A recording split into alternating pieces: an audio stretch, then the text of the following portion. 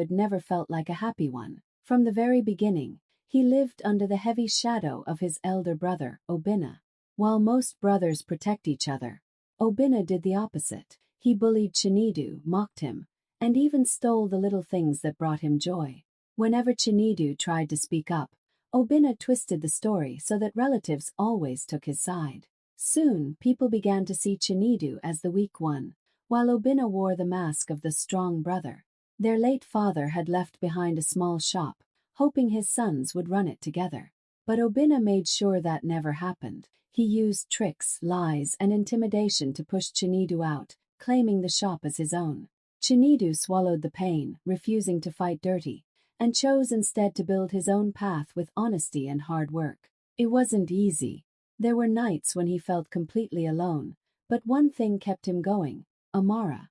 She saw his worth when others ignored it. With her, he found the courage to believe that life could be better. Together, they created a simple but peaceful life. Chinedu told himself that the past was over, that Obinna's cruelty no longer mattered. He believed he could finally breathe, finally focus on building a family of love instead of pain. But deep down, fate had other plans. What he didn't know was that betrayal, deeper than anything he had ever faced, was already on its way to his doorstep. Chinedu and Amara spent years trying to build a life that felt safe and peaceful. Their house was small, but it was filled with laughter, prayers, and quiet dreams. Whenever business was slow and money felt tight, Amara would take his hand and say, "Chinedu, we may not have much, but we have love, and that is enough." Her words were like medicine to his tired heart. She reminded him that peace was worth more than gold, and happiness didn't always come from wealth. But peace was never easy to protect, especially with Obinna around. He always found a way to push himself into their lives. Some nights he would come to their door drunk, shouting for Chinedu to open up.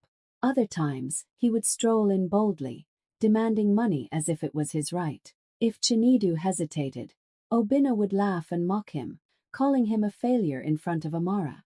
Every insult burned like fire, but Chinedu bit his tongue. He told himself, "Let me not fight him. Peace is better than war."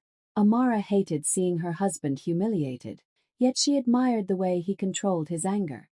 "You're stronger when you walk away," she would whisper. But even her gentle comfort couldn't erase the sting of Obinna's words. The house that was supposed to be a place of rest slowly became a battleground. The laughter didn't flow as freely anymore. Nights became heavy with silence, and mornings carried unspoken tension. Still, Chinedu endured. He thought ignoring Obinna's chaos was the best way to protect his home. He never imagined that the real danger wasn't in the insults or the demands. The true storm was growing quietly inside the very walls he thought were safe. While Chinedu tried to keep his family together with patience and love, he had no idea that his trust was about to be tested in the most painful way. For him, home was everything. For Amara, peace was worth fighting for. But for Obinna, home was just another place to conquer. And without knowing it, Chinedu was welcoming an enemy into the one space he thought could never be broken. Chinedu started to notice small changes in Amara, changes he could not fully understand. She was not the same lively woman who used to fill their home with laughter. Instead, she grew quieter, her smiles became fewer, and at times her eyes seemed far away, as though her thoughts were locked in a place he could not reach. Whenever Obinna's name came up in conversation, Amara would quickly change the subject or become defensive. "Why are we even talking about him?" she would snap, even when Chinedu mentioned nothing serious. At first, Chinedu tried to convince himself it was nothing. He told himself, "Maybe she is just tired, maybe it is stress." Business was hard, and he thought perhaps the weight of their daily struggles was simply too much for her. His heart trusted her so deeply that he refused to imagine anything beyond that. To him, Amara was his safe place, the woman who had stood beside him through every storm. How could he ever doubt her?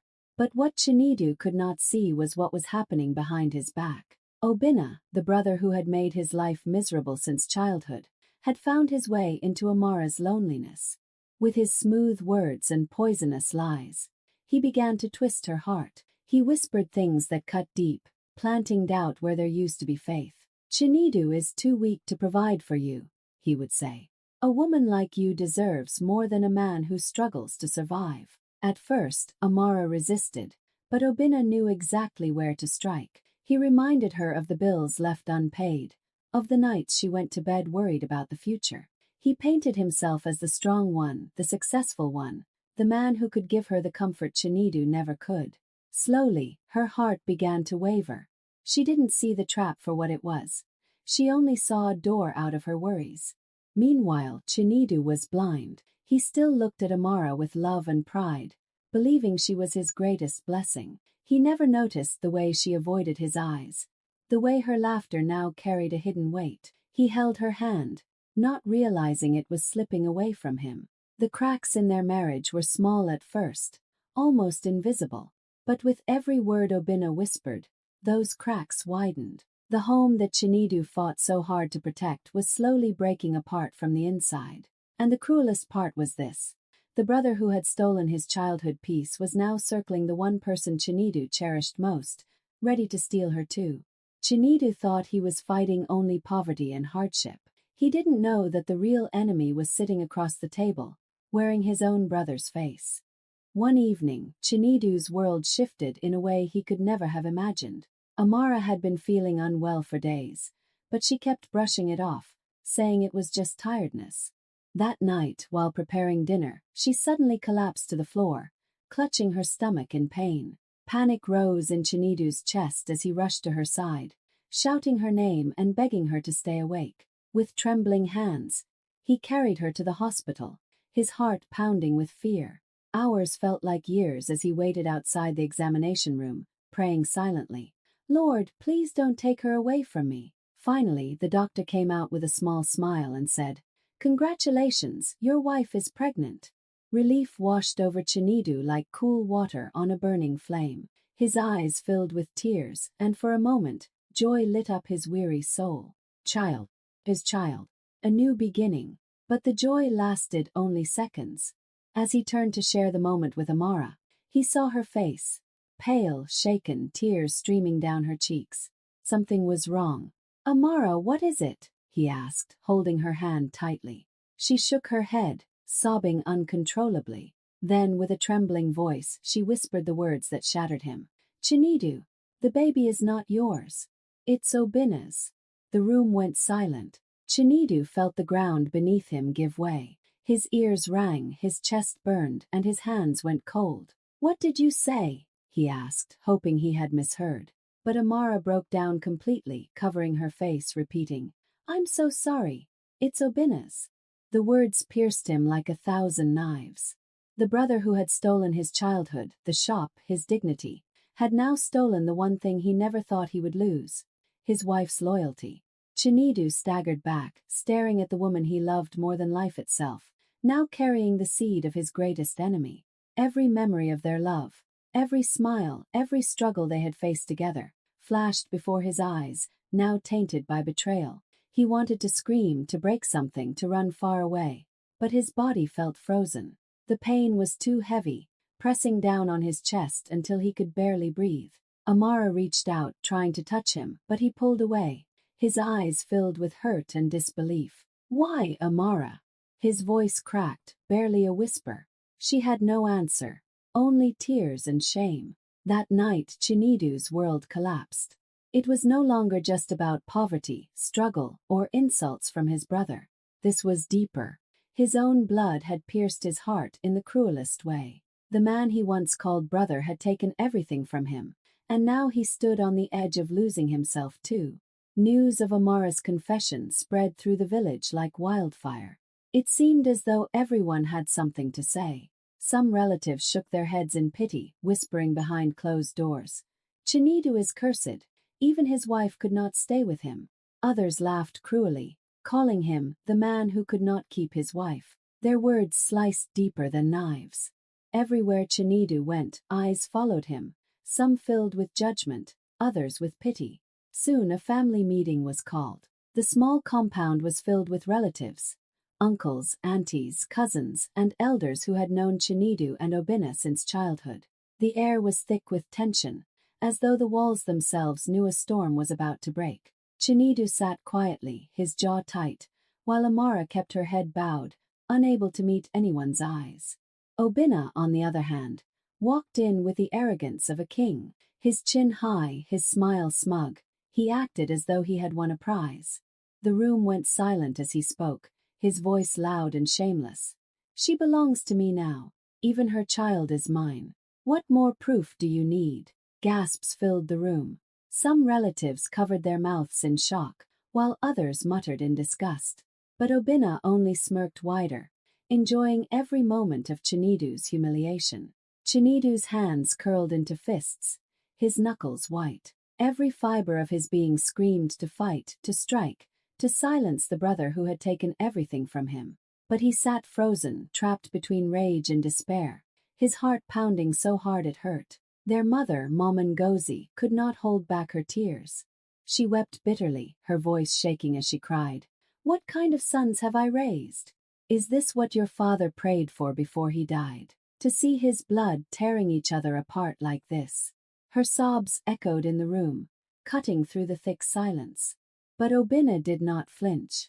He stood firm, proud of his betrayal, as though destroying his brother's home was a victory. One of the uncles tried to calm the tension, saying, "Obinna, you have gone too far. A wife is not a prize to be stolen. Blood is thicker than water." But Obinna only laughed bitterly, throwing back the words. "Blood? What has blood ever given me? I take what I want, and now Amara is mine." Chinedu's vision blurred with hot tears. In that moment, he felt smaller than ever, crushed not just by his brother's betrayal, but by the judgment of an entire family. He looked around the room and saw the whispers, the pointing fingers, the silent pity in their eyes. He wanted to vanish, to escape the shame. That night, one truth burned into his heart. Obinna had not only stolen his wife, he had stolen his honor in front of the very people who were supposed to be his support. And as his mother's cries filled the compound, Chinedu knew nothing would ever be the same again.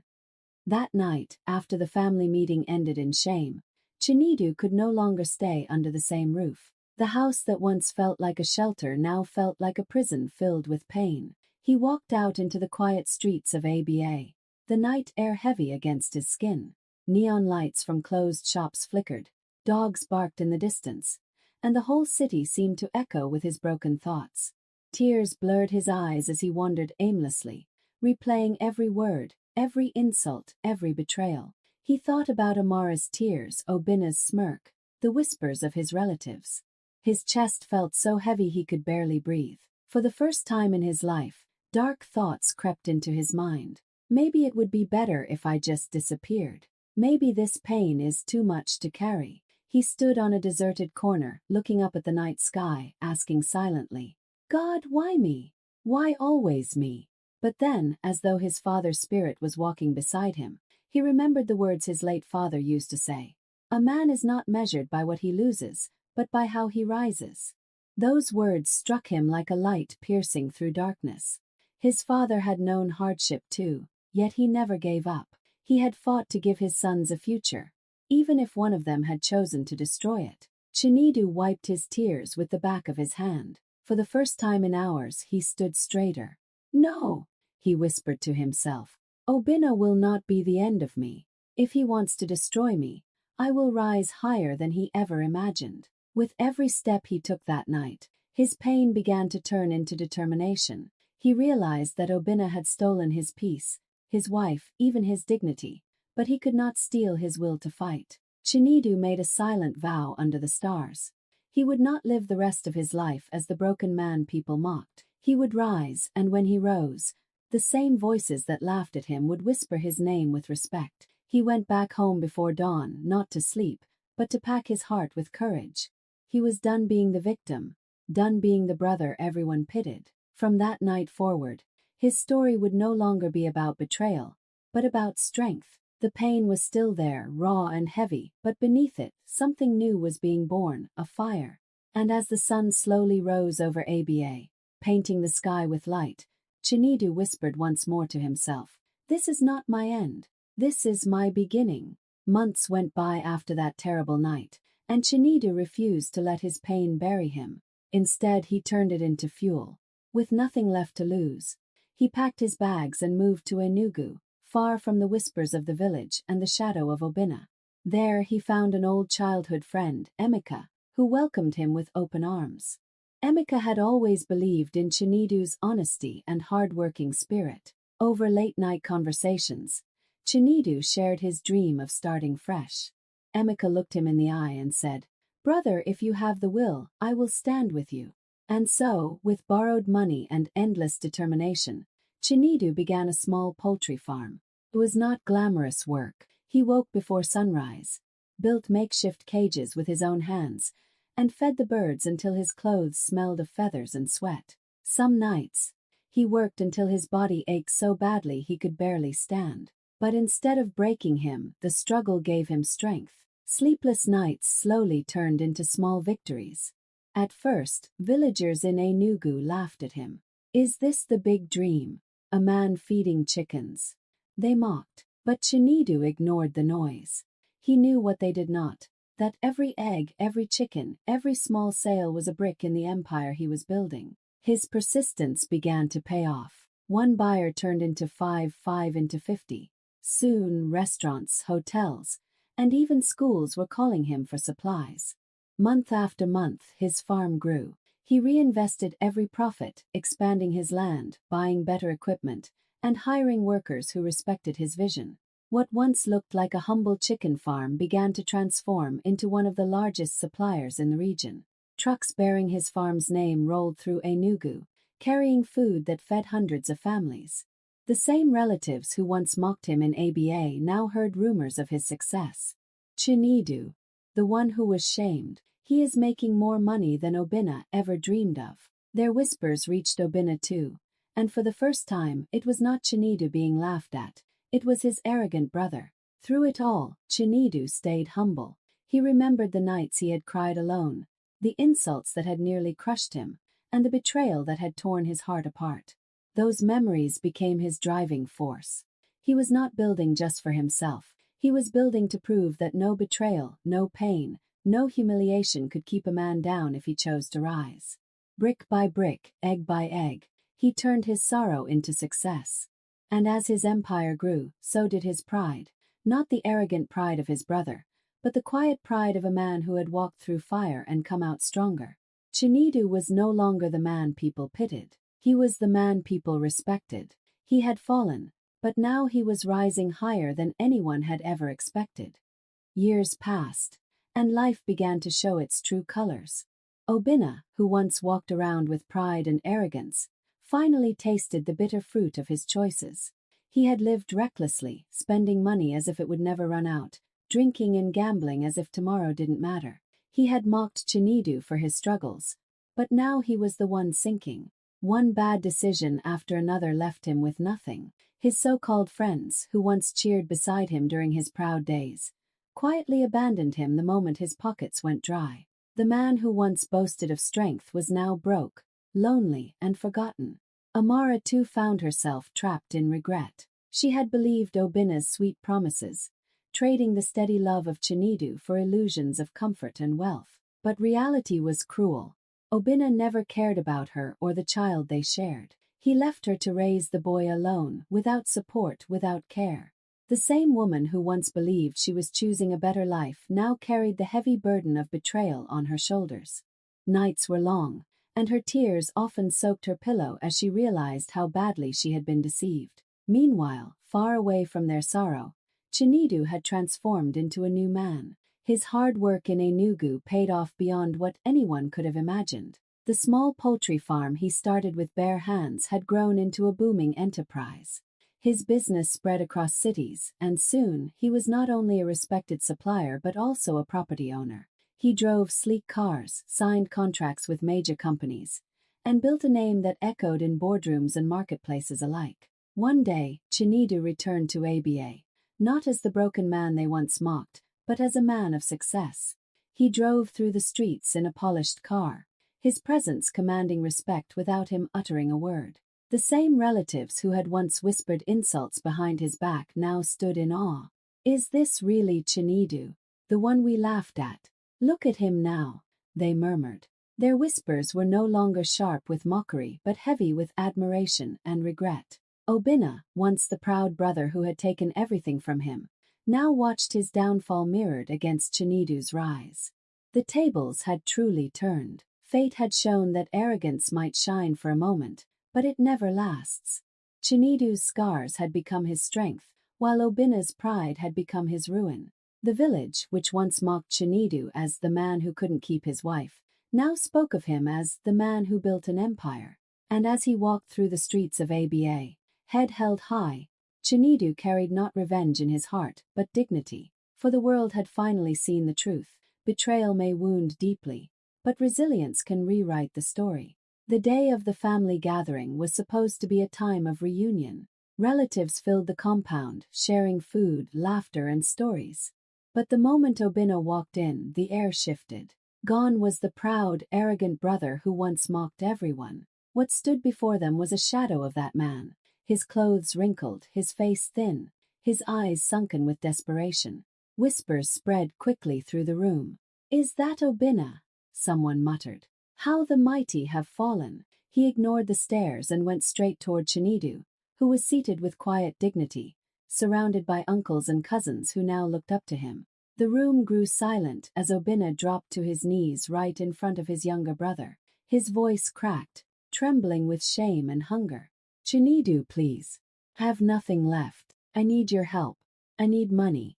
I need a place to stay. I beg you, don't turn your back on me." Gasps filled the air. Never in their lives had the family seen Obina like this. The man who once walked with pride, who had humiliated Chinidu countless times, was now begging at his feet. The same Obina who had stolen his inheritance, mocked his struggles, and even broken his marriage stood there with tears in his eyes, pleading for mercy. Chinidu's heart pounded. Memories flashed before him. The nights he cried alone because of Obina's cruelty, the shame he carried when his wife confessed her betrayal, the mocking laughter of relatives who once sided with Obina. Every scar, every wound, every insult returned in that single moment. And yet, here was his brother, the once powerful man, now reduced to nothing. The relatives watched in silence, holding their breath. Some waited for Chinidu to explode, to finally unleash years of anger. Others expected him to rise like a king, reminding Obina of every wrong he had ever done. Even their mother sat in the corner, her hands shaking, her eyes wet with tears, whispering prayers that peace might somehow be found between her sons. Obina's voice broke again. "Chinidu, I know I wronged you. I know I hurt you. But I have nowhere else to go. Please help me, even if just this once." His hands clutched the hem of Chinidu's trousers, his pride shattered. Chinidu looked down at him, his face calm but unreadable. Inside him, a storm raged, anger, pain, and a strange sense of justice all fighting for space. He could feel every eye in the room waiting, every breath held in anticipation. This was not just a moment between brothers. It was a moment that would echo through the entire family, through the entire village. The powerful brother was on his knees. The broken brother had risen. And now the decision